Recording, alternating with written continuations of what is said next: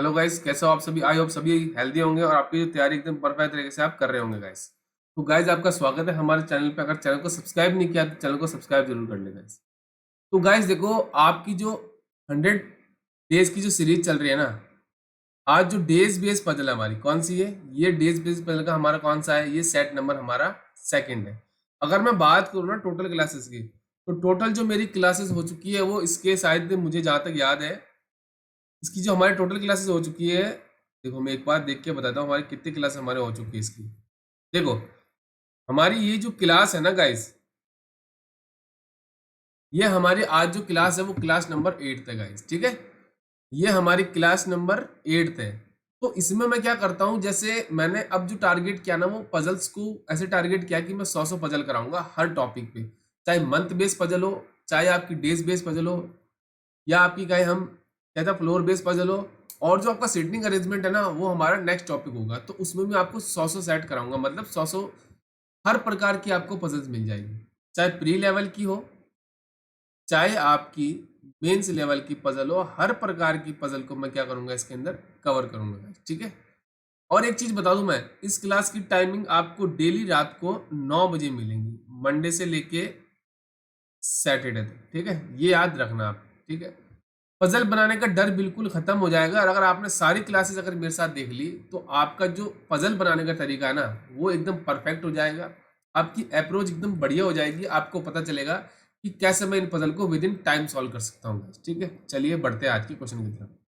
देखो, अब इसमें क्या बोला है कि there are the exams of a different subject, मतलब ये डिफरेंट सब्जेक्ट के एग्जाम्स हैं।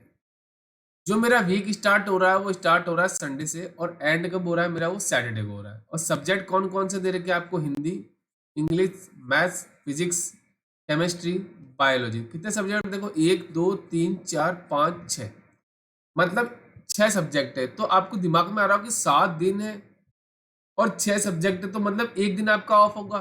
तो देखो आगे दे भी रखा है, one of the days of the week is holiday, मतलब एक दिन आपका ऑफ है। चलिए, ये आपका हिंदी मीडियम के लिए। एक बार खुद ट्राई करना, नहीं बनता है देन मेरा सॉल्यूशन देखो।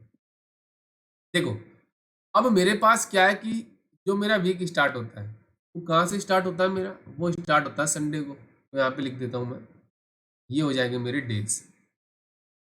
पहला कौन सा है आपका, ये आपका संडे। दूसरा हो जाएगा आपका मंडे। तीसरा हो जाएगा आपका ट्यूसडे। चौथा हो जाएगा वेनेसडे। फिर थर्सडे, फ्राइडे, और एंड कब होता है मेरा, वो हो जाएगा सैटरडे को। तो ये मेरे पास बेसिक इंफॉर्मेशन जो स्टार्टिंग में मुझे दे रखी थी कि मेरा डेज कब स्टार्ट होता है और कब मेरा वो एंड होता है ना। ये चीज़ मुझे दे रखी थी। तो ये मेरा पहला काम यहाँ से खत्म हो जाता है। चलिए, अब नेक्स्ट देखो, यहाँ पे क्या आ जाएंगे आपके सब्जेक्ट आ जाएंगे। चलिए, अब मेरी इंफॉर्मेशन देखो स्टार्ट होती है, देखो यहाँ से, there is a gap of 2 days between exam of Hindi and the exam of English which is held after the former subject। देखो, पहले सब्जेक्ट के बाद में आएगा, मतलब क्या है कि हिंदी के बाद आएगा मेरा इंग्लिश।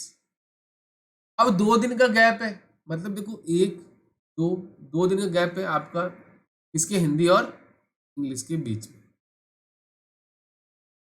चलिए, है ना। हाँ, उसके बाद क्या बोला है कि but not on the last day, मतलब लास्ट वीक, मतलब लास्ट डे नहीं आएगा आपका। कौन सा, ये बोला ना आपका, the English is which is held after, मतलब इंग्लिश मेरा लास्ट नहीं होगा। तो यहाँ पे लिख दूं मैं, इंग्लिश मेरा लास्ट नहीं होगा, है ना। चलिए, आगे बोला exam of math held immediate before exam of English. English के जस्ट बिफोर वाला एग्जाम कौन सा होगा आपका, वो होगा आपका मैथ्स का, ठीक है जी। There is a gap of more than a day between exam of maths and chemistry which is held before exam, which is not held before exam Hindi. देखो क्या बोला है इसमें, इसने बोला कि देर is a gap of more than a day, एक दिन से ज्यादा का गैप होगा किसके बीच में, मैथ्स और आपका जो केमिस्ट्री है। मोर देन वन का मतलब है कम से कम। देखो, मोर देन अ डे का मतलब क्या है, कम से कम 2 दिन गैप तो होना चाहिए आपका, 3 दिन का भी हो सकता है और 4 दिन का भी हो सकता है, हमें नहीं पता है। चलिए, विच इज, अब ये विच किसके लिए आया आपका, ये आया केमिस्ट्री के लिए। Which is not held before exam Hindi, मतलब जो आपका केमिस्ट्री का एग्जाम है ना, वो यहाँ पे लिख देता हूँ मैं, ये हिंदी के बाद आएगा। चलिए यहाँ पे लिख दिया मैंने। चलिए, no exam held between bio and chemistry, मतलब क्या है कि देखो, बायोलॉजी का एग्जाम होता है और केमिस्ट्री का जो एग्जाम होता है उसके बीच में कोई एग्जाम नहीं होगा। अब पॉसिबिलिटी है मेरे केमिस्ट्री का एग्जाम बायो से पहले भी आ सकता है और बाद में भी आ सकता है। ठीक है जी। No holiday between chemistry and biology, मतलब उसके बीच में हॉलीडे भी नहीं होगा आपका। चलिए, neither Sunday nor Thursday is holiday, मतलब आपका ना तो थर्सडे को हॉलीडे होगा और ना मेरा वो संडे को। चलिए, there are 3 exam held between physics and biology, जो आपका फिजिक्स का एग्जाम होता है ना, उसके और बायोलॉजी के बीच में 3 एग्जाम होंगे। अब पॉसिबिलिटी ये है कि मेरा बायोलॉजी का एग्जाम फिजिक्स के पहले भी आ सकता है और बाद में भी आ सकता है। ठीक है। चलिए, अब देखो मैं कैसे स्टार्ट कर सकता हूँ इसको। मेरे पास यही सबसे बड़ी दिक्कत होती है कि मैं उसको स्टार्ट कैसे करूँ, क्योंकि मेरे पास एक भी ऐसी इंफॉर्मेशन नहीं दे रखी जो मेरी क्या हो, डेफिनेट हो गाइस। ठीक है। चलिए, अब मेरे पास क्या इंफॉर्मेशन ऐसी है कि मैं उससे स्टार्ट कर सकता हूँ उसको। चलिए, क्योंकि मेरा जो दिक्कत क्या करता है कि सबसे बड़ी दिक्कत होती है आपकी आपकी हो जाती है। चलिए, अब दिक्कत को सॉल्व करने के लिए मैं आपके पास हूँ, इसलिए मैं आपको अप्रोच सिखाऊंगा, है ना। चलिए, अब ये सब मेरा हो गया। अब मैं इसको कैसे स्टार्ट करूँ कि मेरा जो एग्जाम, मतलब जो ये एग्जाम का क्वेश्चन है ना, विद इन मेरा टाइम सॉल्व हो जाए, है ना। चलिए, अब ऐसी कौन सी इंफॉर्मेशन है जिससे मैं स्टार्ट कर सकता हूँ इसको, कुछ आइडिया है आपके पास? तो आइडिया होगा तो आप जरूर उसको ट्राई करना, नहीं होता है देन मुझे बताना गाइस। एक बार तो आपको ट्राई करना बनता है। ठीक है। चलिए, अब मेरे पास बाकी इन्फॉर्मेशन सारी हो गई ना, ऐसी कोई सी इन्फॉर्मेशन नहीं दे रखी थी जो मेरे पास क्या हो, डेफिनेट हो गाइस। ठीक है।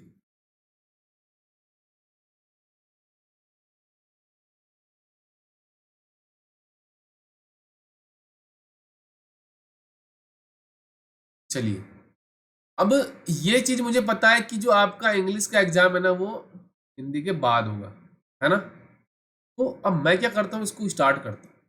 मैं कैसे इसके अंदर पॉसिबिलिटी लेता हूँ गाइस। अब मैं क्या करता हूँ, आपका जैसे संडे को मैं लेता हूँ हिंदी का एग्जाम, है ना।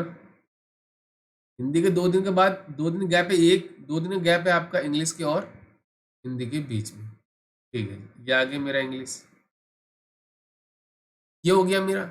चलिए, अब उसके बाद उसने क्या बोला था कि फिजिक्स के बीच में और आपके इसने बोला ना, there are 3 exam between physics and the exam of biology. ठीक है जी। बट एक चीज देखो, उसने क्या बोले थे, इंग्लिश की जस्ट पहले वाले दिन कौन सा एग्जाम होगा आपका, मैथ्स का होगा। तो इंग्लिश के जस्ट पहले कौन सा हो जाएगा आपका, ये हो जाएगा मैथ्स का एग्जाम। ये होगी मेरे पास पॉसिबिलिटी चेक। अब मैथ्स और केमिस्ट्री के बीच में इसने क्या बोला था, there is a gap of more than a day में, एक से ज्यादा दिन का गैप होना चाहिए आपका इसके बीच में, मैथ्स और केमिस्ट्री के बीच में। तो देखो, 1-2 केमिस्ट्री मेरा फ्राइडे को भी हो सकता है, केमिस्ट्री मेरा आपका ये हो सकता है मेरा सैटरडे को भी हो सकता है। तो मोर देन देखो 1-2 दिन गैप तो होगा ही होगा। एक बार मैं केमिस्ट्री को लेता हूँ आपका फ्राइडे को, मेरे पास पॉसिबिलिटी है। चलिए, अब केमिस्ट्री और बायोलॉजी के बीच में क्या है आपका, कोई दिन का गैप नहीं होना चाहिए और ना उसके बीच में हॉलीडे होना चाहिए, है ना। चलिए, तो देखो ये पॉसिबिलिटी है कि मेरा बायो यहाँ पे भी आ सकता है, बायो मेरा पॉसिबिलिटी यहाँ पे भी आ सकता है ना। तो दोनों मेरे केस पॉसिबल है। और हिंदी के बाद मेरा केमिस्ट्री है, तो हिंदी के बाद मेरा केमिस्ट्री आ गया। चलिए, अब मैं क्या करूंगा कि सबसे बड़ी मेरी दिक्कत है, अब देखो जैसे सपोज मैं केमिस्ट्री के ऊपर मैं बायो को लेता हूँ, यहाँ पे बायोलॉजी का लिया, तो उसने एक चीज बोली थी, फिजिक्स और बायोलॉजी के बीच में तीन तीन एग्जाम होंगे। तो देखो 1-2-3 पॉसिबल है क्या, नहीं पॉसिबल है ना। तो ये बायोलॉजी कंफर्म है कि केमिस्ट्री के बाद आएगा। तो यहाँ पे मैं ले लेता हूँ बायोलॉजी, है ना। तो देखो, अब 3 एग्जाम होने चाहिए किसके बीच में, आपके फिजिक्स और केमिस्ट्री के बीच, मतलब फिजिक्स और बायो के बीच में। देखो एक एग्जाम, दो एग्जाम, तीन एग्जाम। अब यहाँ पे फिजिक्स लोगे और आपका जो ऑफ डे आएगा वो थर्सडे को आएगा, मतलब उसने पहले मना कर दिया था कि मेरा थर्सडे को ऑफ डे नहीं होना चाहिए। चलिए, तो यहाँ से मेरी दिक्कत कंप्लीट हो गई कि मेरा केमिस्ट्री फ्राइडे को तो नहीं आएगा। अब मैं क्या करता हूँ, केमिस्ट्री को लेता हूँ लास्ट, और ये हो गया मेरा बायोलॉजी। अब देखो, अब ये ऑफ हो नहीं सकता तो ये ऑफ होगा, ये कंफर्म है। तो फिजिक्स और बायोलॉजी के बीच में तीन एग्जाम पॉसिबल है क्या? देखो एक दो तीन, फिजिक्स की जगह पॉसिबल है क्या? नहीं पॉसिबल है। तो यहाँ से मुझे पता चल गया कि हिंदी मेरा कंफर्म हो गया कि मेरा संडे को नहीं होगा एग्जाम। चलिए, तो मेरी पहली पॉसिबिलिटी हो गई कैंसिल यहाँ से। अब मैं क्या करता हूँ, हिंदी का एग्जाम लेता हूँ मंडे को, है ना।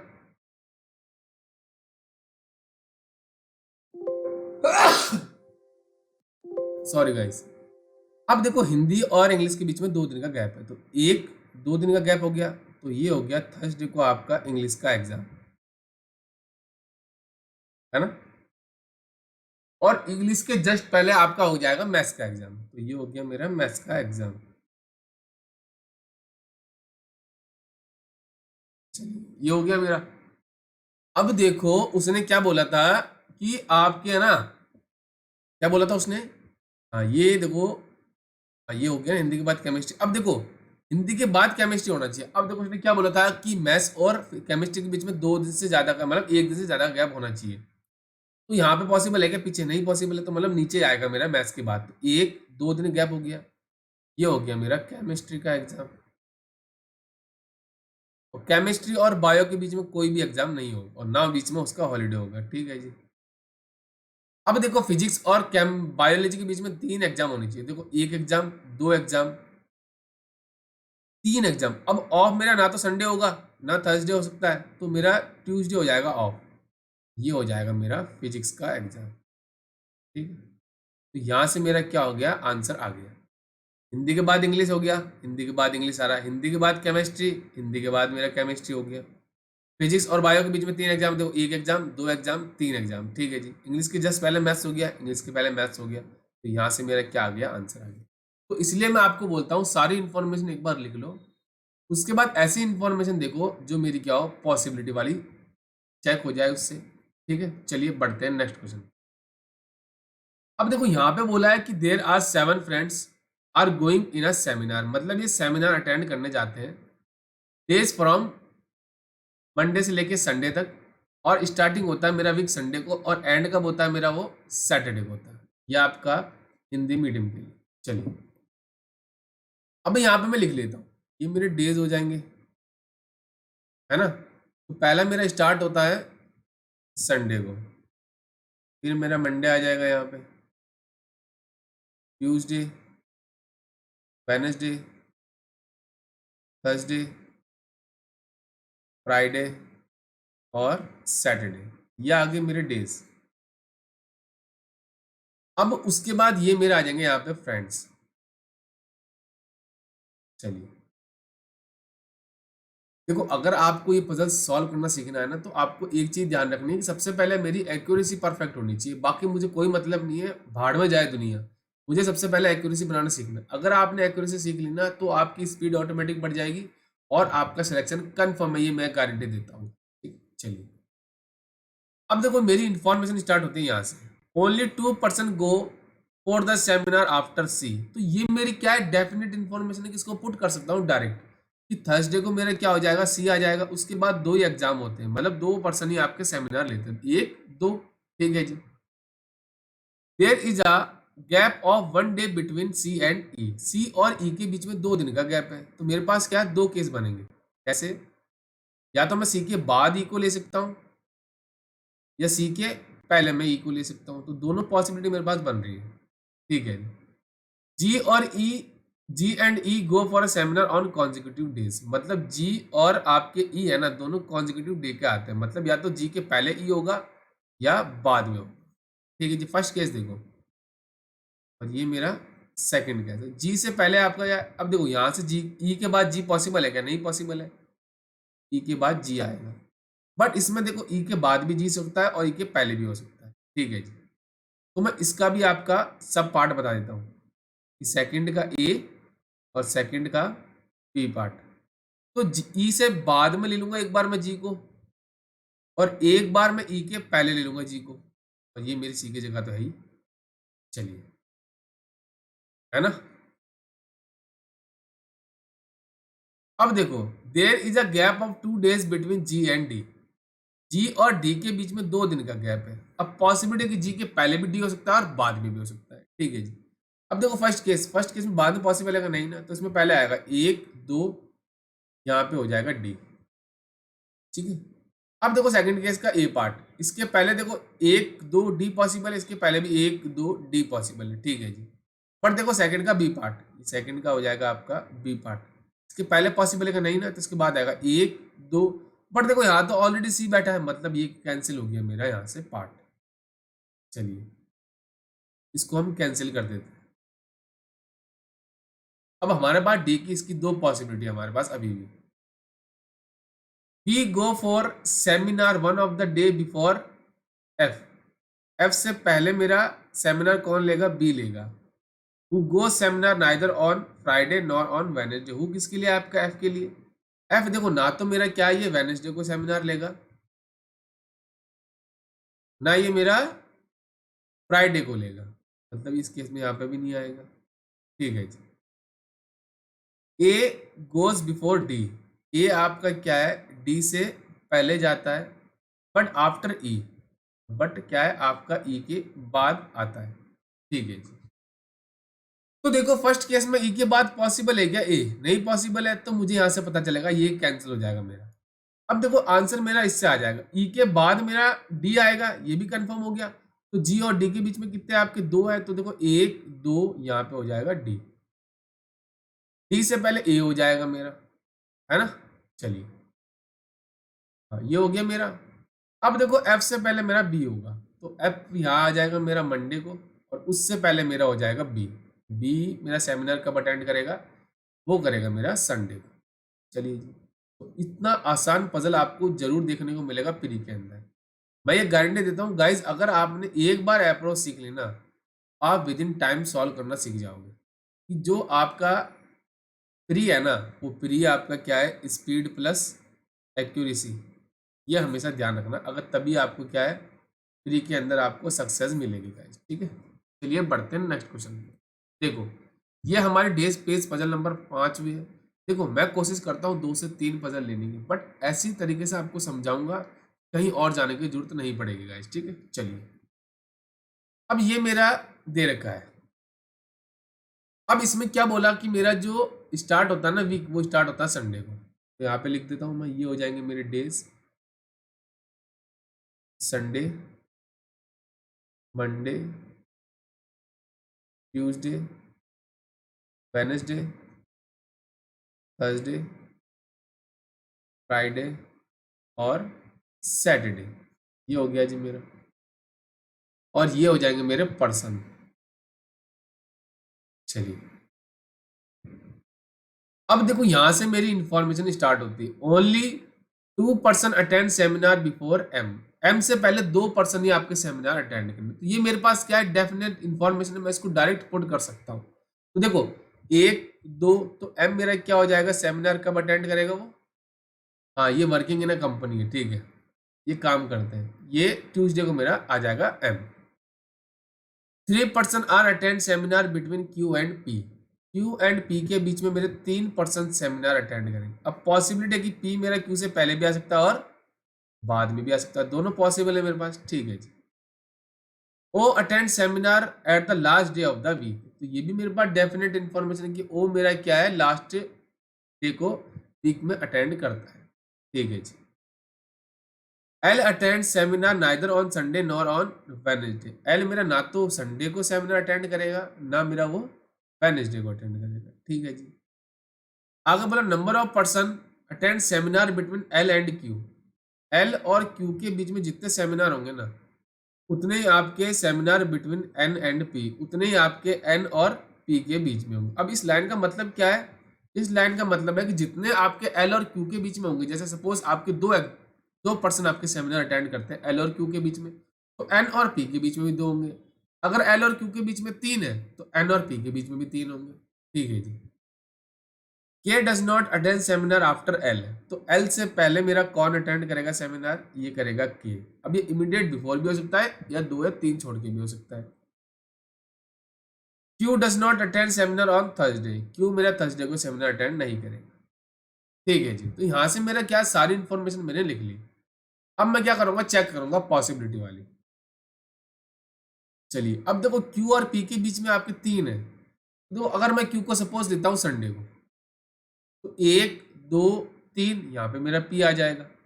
पॉसिबल है ना, अभी मैं चेक कर रहा हूँ पॉसिबिलिटी। ठीक है जी, है ना। अब देखो अब हम क्या कर सकते हैं, है ना, ये हो गया मेरा। अब मैं ऐसी क्या इंफॉर्मेशन लूँ कि मेरा बाकी आंसर चेक हो जाए, है कोई ऐसी इंफॉर्मेशन। तो ये मेरा चेक हो गया पहला केस, है ना। चलिए अब मैं क्या करता हूँ, इसके अंदर दोनों दूसरा पार्ट भी बना लेता हूँ। ऐसे ओ तो मेरा लास्ट था, एम मेरा ट्यूसडे। अब मैं क्या करता हूँ, जैसे क्यू और पी के बीच में से आपका दोनों में से एक लेता हूँ मंडे।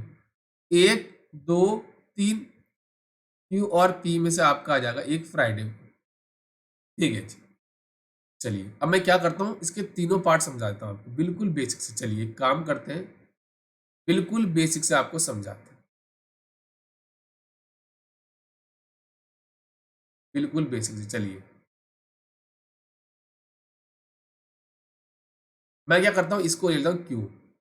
तो एक दो तीन ये हो जाएगा मेरा पी, और एक बार मैं पी को ले लेता हूँ यहाँ पे, तो एक दो तीन ये हो गया क्यू। ये बिल्कुल बेसिक अप्रोच हो गई आपकी। ठीक है जी। अब मैं क्या ले सकता हूँ, अब देखो एल मेरा ना तो आएगा संडे को, ना मेरा वो आएगा वेनेसडे को। तो इस केस में आपकी देखो फर्स्ट केस हो गया ये सेकंड केस, और ये हो गया मेरा थर्ड केस।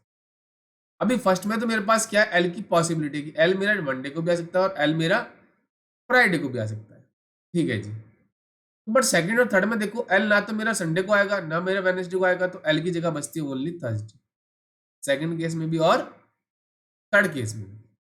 चलिए ये हो गया मेरा। अब देखो एल को अगर आप फर्स्ट केस में मंडे को लेते हो तो एल से पहले पॉसिबल है क्या, कि नहीं पॉसिबल नहीं है, पॉसिबल ही नहीं है। इस केस में पता चल गया कि एल मेरा क्या हो जाएगा, फ्राइडे को आ जाएगा। ठीक है जी। तो यहाँ से मेरा सारा पता चल गया कि एल भी आ गया मेरा, क्यू भी आ गया। ठीक है जी। अब देखो इसको भी यहाँ से हटा देते और इसको भी हम यहाँ से हटा देते, मेरा जो होता जाएगा उसको मैं इरेज करता जाऊंगा। अब देखो ये वाली इंफॉर्मेशन, एल और क्यू के बीच में जितने होंगे उतने आपके एन और पी के बीच में। देखो फर्स्ट केस एल और क्यू के बीच में कितने, देखो एक दो तीन चार है, तो मेरे पी और एन के बीच में चार होने चाहिए। इसको पॉसिबल है क्या, एक दो तीन नहीं पॉसिबल है, कि मतलब ये केस तो क्या हो गया, ऐसे कैंसिल हो। ठीक है जी। सेकंड केस देखो एल और क्यू के बीच में देखो कितना है, एक दो, तो पी और एन के बीच में भी दो होने चाहिए। देखो एक दो पॉसिबल है, ये भी कैंसिल हो गया मेरा। अब देखो थर्ड, तो मुझे जहां तक लग रहा है कि मेरा थर्ड से आंसर आ जाएगा। देखो एल और क्यू के बीच में कोई नहीं है या कोई नहीं है, तो पी और एन के बीच में भी कोई नहीं होगा। एन मेरा आ जाएगा संडे को, और बचा हुआ पर्सन कौन है आपका, वो हो जाएगा के, तो के मेरा आ जाएगा वेडनेसडे। यहाँ से मेरा ये आ गया आंसर। तो यही मैं आपको बोलता हूँ, सारी इन्फॉर्मेशन एक बार लिख लो, उसके बाद क्या करो, डेफिनेट इन्फॉर्मेशन को पुट करो डायरेक्ट, और पॉसिबिलिटी वाले को वही चेक करते रहो गाइस। ऐसे नहीं कि आप पहले चेक करोगे फिर वापस पैरा पढ़ोगे, फिर दूसरी चेक करोगे, फिर तीसरी नहीं। आपको क्या करना है, सेम टेबल बनानी है, उसके बाद वहीं इसको आपको चेक करना है, क्योंकि आपके पास 20 मिनट ही होते हैं रीजनिंग के 35 क्वेश्चन सॉल्व करने के लिए। ठीक है। चलिए तो ये था आज का हमारा शेड्यूल गाइस। मैं बिल्कुल कोशिश करता हूँ 2 से 3 क्वेश्चन लेने की, उनको परफेक्ट तरीके से आपको समझाता हूँ। आप कोशिश करो डेली, देखो मेरे साथ रात को 9 बजे जुड़ जाओ। डेली रात को 9 बजे जुड़ने से फायदा क्या होगा, कि जो आपका पजल और सिटिंग अरेंजमेंट का जो टॉपिक है ना आपका, जो आपका 70 to 80% सिलेबस करता ना कवर, उसको आप कंप्लीट कर लोगे। ठीक है। बस ये ध्यान रखना, हमारे चैनल को लाइक कर देना, शेयर कर देना, सब्सक्राइब कर देना, और ये बेल आइकन जरूर दबा, जितने भी क्लासेस के नोटिफिकेशन है टाइम जो आपको मिलते रहे गाइस। और चलिए मिलते हैं नेक्स्ट क्लास में। Thank you and best of luck.